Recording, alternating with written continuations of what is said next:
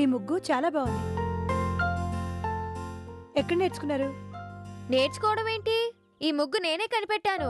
మా ఊళ్ళో ముగ్గులు పోటీ పెట్టినప్పుడు వేసిన ముగ్గిది. ఫస్ట్ ప్రైజ్ ఇచ్చారు తెలుసా. మీ ముగ్గే ఏం బాగోలేదు. చూడకుండానే బాగోలేదని ఎలా చెప్తున్నారు? చూసాగా కూరల బండి దగ్గర. ఓ సారీ అండి. నాకెందుకు సారీలు గీరీలు? మిమ్మల్ని కొంచెం ఇబ్బంది పెట్టాం. నేను కూడా మిమ్మల్ని తిట్టాగా, సరిపోయిందిలేండి. నా పరిస్థితి మీకు తెలీదు. ముత్యాలు చెప్పాడులేండి. తెలిసిందన్నమాట. ఇంకా ఈ సంగతి మీతో ఎలా చెప్పాలా అని. అవును, కట్నం తీసుకోవడం తప్పని మీ అత్తయ్యకి చెప్పొచ్చుగా. మనం చెప్పడం ఎందుకు? ఆవిడ అందరితోనూ అదే చెప్తుంది, కానీ చెప్పేదొకటి చేసేదొకటి. పోలీసులకు పట్టిస్తానని చెప్పకపోయారా? పోలీసులకు పట్టిస్తే వెళ్ళి విడిపించుకురావాల్సింది మేమేగా. అది నిజమే. అలాంటప్పుడు పోలీసులకు పట్టించడం కన్నా ఆవిడ మాటలు పట్టించుకోకుండా ఉండటం మంచిదని సరిపెట్టుకున్నాం. ఆ మాట ఆమెతో చెప్పలేకపోయారా? అప్పటికీ మా మావయ్య గారు అప్పుడప్పుడు చెప్తూనే ఉంటారు, మా ఆయన చెప్తూనే ఉంటారు. ఎవ్వరి మాట లెక్క చేయదు. పెత్తనం మొత్తం ఆవిడదే కదా. అయితే నేను వస్తానుండండి, వచ్చి మీ అత్తగారిని దుమ్మి దులిపేస్తాను. వద్దొద్దండి.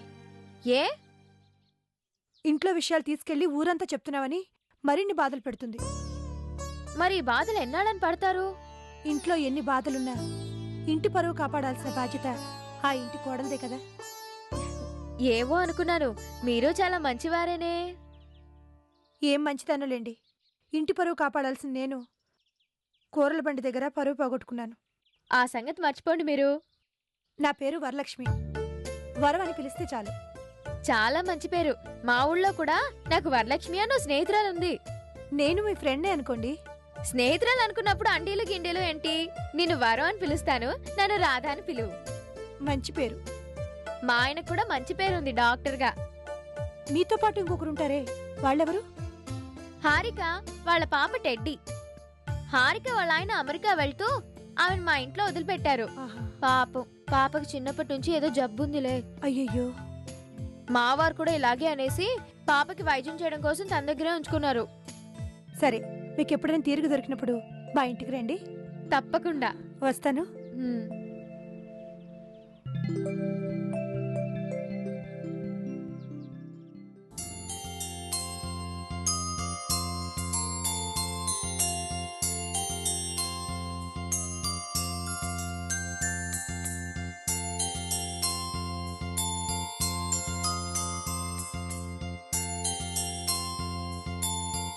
ఏంటమ్మా?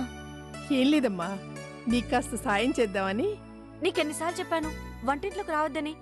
జీవితం అంతా ఈ వంటింట్లో గడిపింది చాలమ్మా. ఇవన్నీ నేను చూసుకుంటాను, నువ్వెళ్ళు. అది కాదమ్మా, ఉద్యోగం చేసే ఆడపిల్లవి. అయితే ఉద్యోగం చేసేవాళ్ళు వంట చేయకూడదని రూల్ ఏమైనా ఉందా? మీ ఆఫీస్ క్యాంటీన్ ఉంది కదా. ఉంటే నేను చూశానమ్మా, అక్కడ భోజనం చాలా బాగుంటుంది. ఎంచక్కా నువ్వు అక్కడ భోంచేయొచ్చు కదా. నేనంటే మా క్యాంటీన్లో భోంచేసేస్తాను.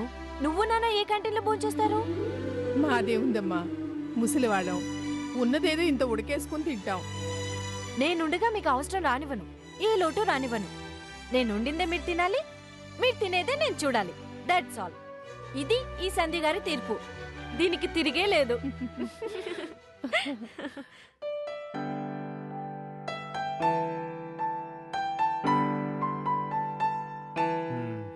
చెల్లెమ్మా.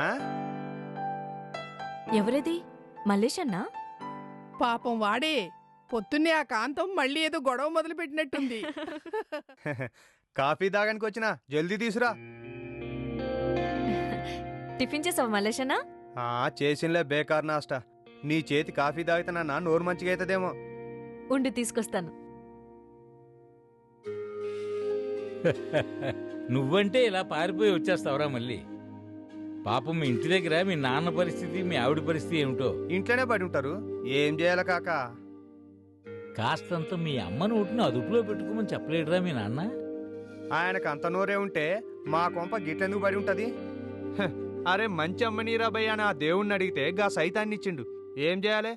గా దేవుడు కొంప ముంచిండు. తప్పన్నా, దేవుణ్ణి అలా అనకూడదు, కళ్ళు పోతాయి. కళ్ళు కాదమ్మా, మా అమ్మ పెట్టే టార్చర్కి నేనే పోయేట్టున్నా, ఎరికేనా? వారే వా, ఏక్దమ్ ఫస్ట్ క్లాస్. కాఫీ అంటే గిది. గా ముసలు తెచ్చేది కాఫీనా? మూసినది నీళ్ళ లెక్క ఉంటది. ఫూ. అమ్మని అలా అనొచ్చు అంటారా మళ్ళీ? అమ్మనలేదాంటి, అమ్మ కాఫీని అంటున్నా. నానా, ఆఫీస్ టైం అవుతుంది, నేను బయలుదేరుతాను. వెళ్ళిరామ్మా. నువ్వెట్లా పోతావమ్మా? ఆటోలో. నేను వస్తా కమ్మ అందాక. రా మరి. వస్తానమ్మా. సరే. వస్తానే కాక, వస్తాను వస్తానా ఆంటీ. అలాగే.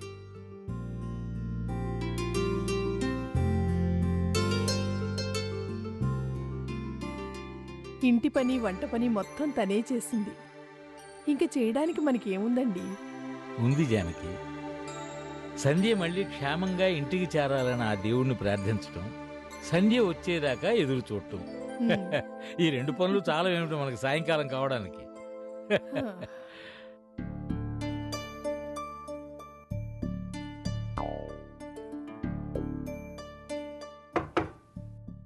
Yes, come in. Good morning doctor. Very good morning, Dr. Kishore. Please come. కూర్చోండి. ఒక్కరే వచ్చారా? ఒక్కనే రావాల్సి వచ్చింది. I see. నిజానికి రాధను కూడా తీసుకొద్దాం అనుకున్నాను, కానీ any problem with the patient? నా అబ్జర్వేషన్ ప్రకారం రాధ తన ఏ కండిషన్లో ఉందో తనకే తెలియదు. ఐ మీన్, తను పోస్ట్ ట్రామాటిక్ అమ్నీషియా అనే కండిషన్లో ఉన్నట్టు తనకే తెలియదు కదా. మెడిసిన్స్ వాడుతున్న ఆమె అలాగే ఉందా? ఎస్ డాక్టర్, మీరు ప్రిస్క్రైబ్ చేసిన మెడిసిన్స్ వాడుతున్నా అదే పరిస్థితి కొనసాగుతుంది. మనోవ్యాధికి మందే లేదంటారు పెద్దలు. అది నిజమని మీకు తెలుసు, నాకు తెలుసు. కానీ సరైన మందులు వాడితే మనసుకు కూడా వైద్యం చేయవచ్చని మీకు తెలుసు, నాకు తెలుసు. కానీ ప్రస్తుత సమస్య మందుల వాడకం గురించి కాదు. నాకేం నేను గుండ్రాయిలా దిట్టంగా ఉన్నాను, నేను మందులెందుకు మింగాలి అంటుంది రాధా. ఆ వ్యాధి సోకిన వాళ్ళు అలా అడగటం కూడా ఆ వ్యాధి లక్షణం. అందులో వింతేమీ లేదు. అయితే దానికో మందుంది. అబద్ధం. వాట్? అవును డాక్టర్ కిషోర్. రోగితో అబద్ధం ఆడించి, వాళ్లకు లేని ఒక విచిత్రమైన జబ్బును ఆపాదించి నమ్మించి వాళ్ల చేత మనం అనుకున్న మందులు మింగించాలి. It is unethical. మీరు ఒక డాక్టర్ అయ్యిండి ఇలా మాట్లాడుతున్నారంటే ఆశ్చర్యంగా ఉంది డాక్టర్ కిషోర్. ఇలా చేయటం అనైతికల్ ఎలా అవుతుంది? అనెథికల్ ఎందుకు కాదండి? అసలే జబ్బుతో బాధపడే వాళ్ళకి లేని జబ్బు ఆపాదించి ఈ కారణంగా ఈ మందులు మింగాలి అని చెప్పడం అనైతికం, అమానుషం, అన్యాయం కదా. సరే, మీరు చెప్పినట్టు అనుకుందాం. మీరు రాధకు భర్తగా నటించడం అనైతికం కాదా? కట్టుకున్న భార్యని పరాయి వ్యక్తిగా చిత్రీకరించడం అమానుషం కాదా? సొంత ఇంటికి ఆమెను అతిథిగా చేయడం అన్యాయం కాదా?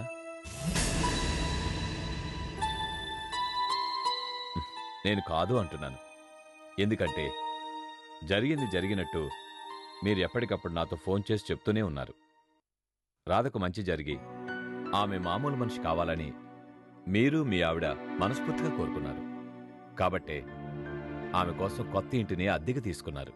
సొంత భార్య నా ఇంట్లో అతిథిగా మార్చి ఏమీ కాని రాధని మీ భార్య అయినట్టు నటిస్తున్నారు. ఇదంతా చేస్తుంది ఎందుకు? ఒక మంచి జరగాలని, అవునా? అవును డాక్టర్.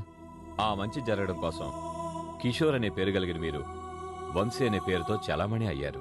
మీ కూతురి కోసం ఇప్పుడు అవసరం లేదనుకోండి, కానీ రాధ దృష్టిలో మీరు వంశీ, హారిక దృష్టిలో మాత్రం మీరు కిషోర్, అవునా? అవును డాక్టర్. సినిమాల్లో లాగా ఇటువంటి నాటకీయమైన వ్యవహారాన్ని మీరెందుకు యాక్సెప్ట్ చేశారు? రాధ బాగుపడాలని కదా. రాధ బాగు కోరుకున్నారు కాబట్టి అబద్ధం ఆడి ఒక కొత్త జబ్బును సృష్టించమని మిమ్మల్ని అభ్యర్థిస్తున్నాను. రాధ గురించి నాకన్నా మీకే బాగా తెలుసు. ఆమెకి లేని జబ్బు ఒకటి ఆపాదించి అందుకే మెడిసిన్స్ తీసుకుంటున్నట్టు మీరు ఆమెను నమ్మించగలిగితే మిగతా కథ నేను నడిపిస్తాను.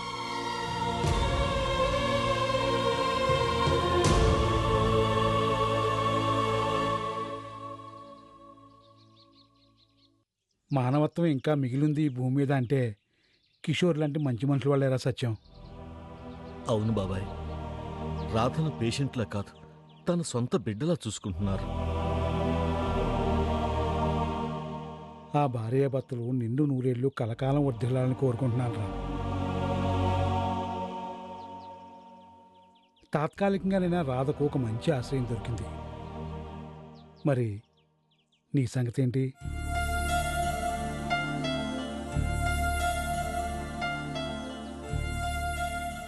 మీ మామ నాకు ఫోన్ల మీద ఫోన్లు. మా అమ్మాయిని పెళ్లి చేసుకున్నాడన్న మాటే గాని మా ఇంటికి వచ్చింది లేదు, పిల్లని కాపురానికి తీసుకెళ్ళింది లేదని ఒకటే గోల. మామగారింటికి వెళ్ళటం, మహాలక్ష్మిని కాపురాన్ని తీసుకెళ్ళటం రెండూ అయిపోయాయి బాబాయ్. ఎప్పుడురా?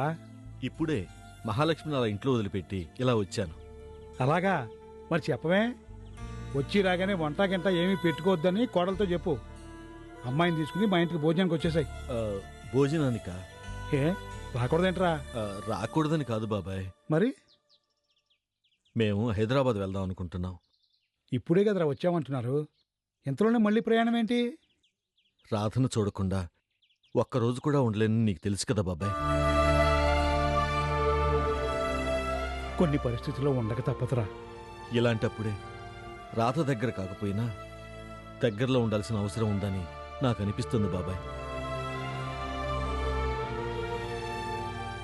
మహాలక్ష్మితో కూడా ఈ విషయం చెప్పాను బాబాయ్. తను కూడా ఇదే మాట అంది. రాధ ఆరోగ్యం కుదురుపడేంత వరకు అక్కడే తనకు అందుబాటులో ఉండాలని ఇద్దరం నిర్ణయం తీసుకున్నాం. అయితే ఒక పని చేయరా, మన కొబ్బరికాయల హోల్సేల్ ఆఫీస్ అక్కడే ఉంది కదా. అది మన సుబ్బారావు చూసుకుంటున్నాడు కదా బాబాయ్. వాడికి ఏదో గవర్నమెంట్ జాబ్ వచ్చిందని వెళ్ళిపోయాడురా. వేరే వాడిని పెడితే వాడు ఒట్టి సన్నాసి వెధమని తెలిసింది. ఓ పని చేయి, ఆ ఆఫీస్ వ్యవహారాలు నువ్వు చూసుకో. అలాగే బాబాయ్. నువ్వు అక్కడ ఉన్నావనుకో, నేను ఇక్కడ నిశ్చింతగా నిద్రపోవచ్చు. ప్రయాణం రేపు పెట్టుకుందు కానీ అమ్మాయిని తీసుకుని భోజనానికి వచ్చే. బిజినెస్ గురించి బోల్డ్ అనే విషయాలు చెప్పాలి నీతో. అలాగే బాబాయ్.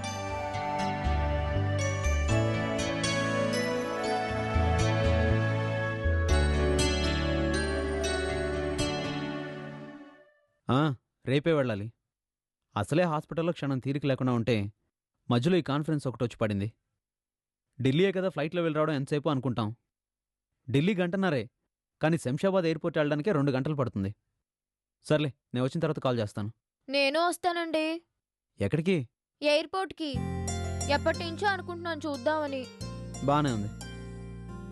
పాపం అంతగా అడుగుతుంది కదండి, తీసుకెళ్ళొచ్చు కదా. కాన్ఫరెన్స్ ఎగ్గొట్టడం ఎలా అని నేను ఆలోచిస్తుంటే మళ్ళీ ఇదొకటా?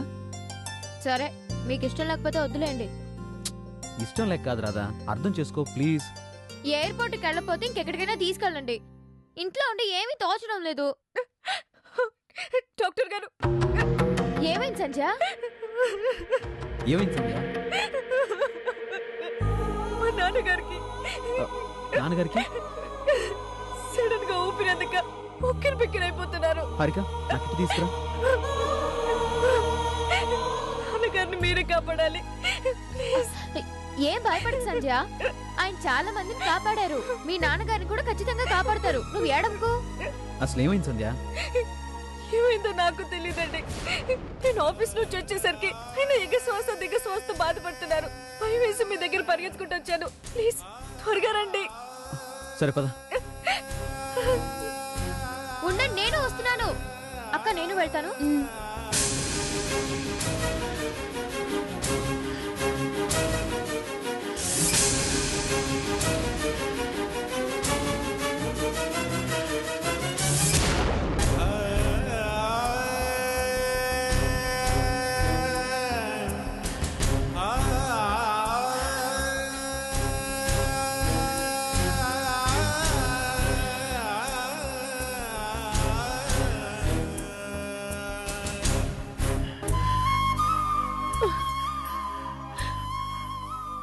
ఎప్పటి నుంచి ఉంది ఇలాగా? ఉన్నట్లుండి సడన్ గా ఇట్లా అయింది. ఏం చేయాలో పాల్పోలేదు. ఇంతలో సంజయ్ ఆఫీస్ నుంచి వచ్చింది. వెంటనే మిమ్మల్ని పిలుచుకొచ్చింది. ఇంతకు ముందు ఎప్పుడైనా ఇలా వచ్చిందా? 1-2 సార్లు వచ్చింది, కానీ ఇంత సీరియస్ గా ఎప్పుడు రాలేదండి. ఇది కూడా పెద్ద సీరియస్ ఏం కాదులేండి.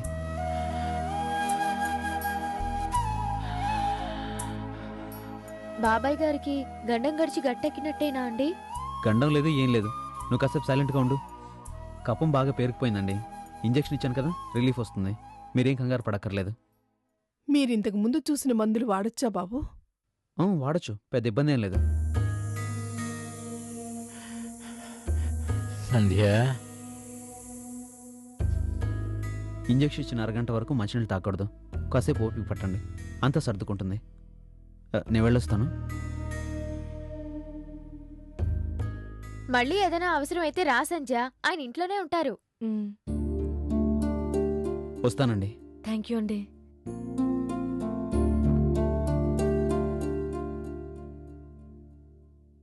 సంజయ్ ఆ ఇద్దరిని అమ్మా నాన్నలా కాదండి, చంటి పిల్లలా చూసుకుంటోంది. అలాంటి బిడ్డ తమకు లభించడం తమ పూర్వజన్మ సుకృతం అని పిన్నిగారు నాతో చాలాసార్లు అన్నారు. నిజంగా సంజయ్ అదృష్టవంతురాలండి. ఏ విషయంలో? సంజయ్కి అమ్మా నాన్న ఉన్నారు. నాకు అన్నయ్య తప్ప అమ్మ లేదు, నాన్న లేడు. ఊరుకోరాదా, ఊరుకో. ముందా కన్నీళ్ళు తుడుచుకో.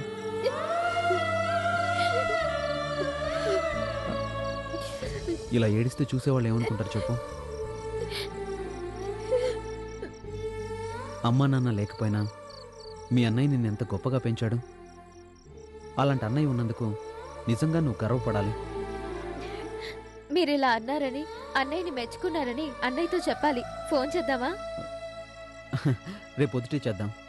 చూసి చాలా రోజులు అయినట్టుందండి. ఒకసారి వచ్చేళ్ళమని కూడా చెప్దామా? ఓకే, నువ్వు అడిగితే నేను కాదంటానా? మా ఆయన బంగారం.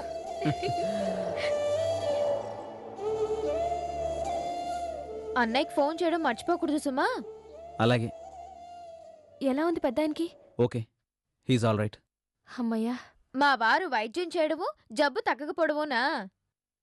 మేము నీకిచ్చే ట్రీట్మెంట్ సక్సెస్ అయ్యి నీ జబ్బు కుదిరేదెప్పుడో. ఏంటండి అలా చూస్తున్నారు? నేనేమైనా తప్పుగా మాట్లాడానా? లేదు లేదు.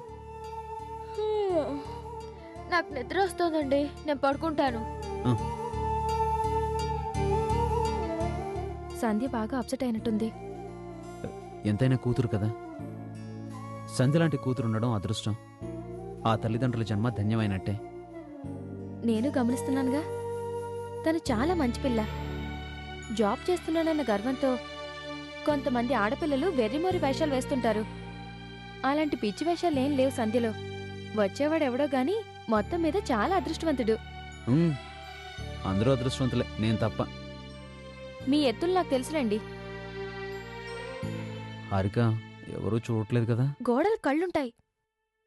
అవును, గోడ కళ్ళుంటాయి, నేలకు చెవులుంటాయి, తలుపులకు ముక్కులుంటాయి, ఫ్యాన్లకు నోళ్లుంటాయి, సీలింగ్కి తలకాయలుంటాయి. ఏమండి, ఎక్కువసేపు మేల్కొని ఉంటే మీ ఆరోగ్యం పాడవుతుంది. త్వరగా వచ్చి పడుకోండి. అలాగే రాదా. మెడికల్ కిట్టు హారికకి ఇచ్చొస్తున్నాను. ఆ కిట్టు జాగ్రత్తగా పెట్టు. Good night Harika.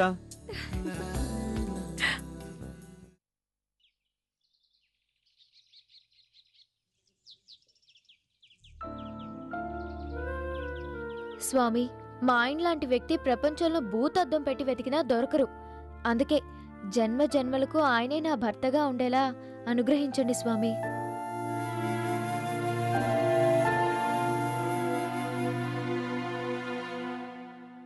రాధ ఆరోగ్యం కుదుటపడి మళ్ళీ నా భర్తతో నా సంసారం సాఫీగా సాగిపోయేటట్టు చూడు స్వామి.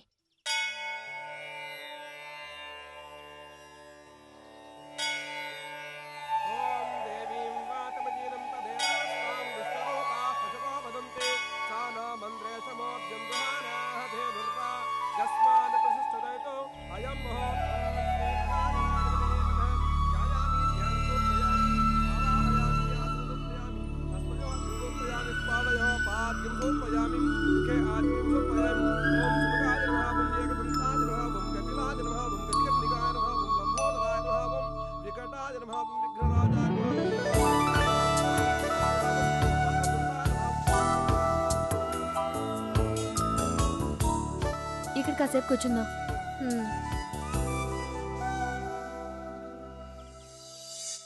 దేవుణ్ణి నువ్వేం కోరుకున్నావక్కా? నాకు తెలుసులే. సరే చెప్పు. అమెరికాలో ఉన్న మీ ఆయన త్వరగా తిరిగి రావాలని మొక్కుకున్నావు కదూ? భలే కనిపెట్టేశాను కదూ. నేనేమని మొక్కుకున్నానో అడుగు. చెప్పు, ఏమని మొక్కుకున్నావు? జన్మ జన్మలకి ఈయనే నా భర్తగా రావాలని కోరుకున్నాను.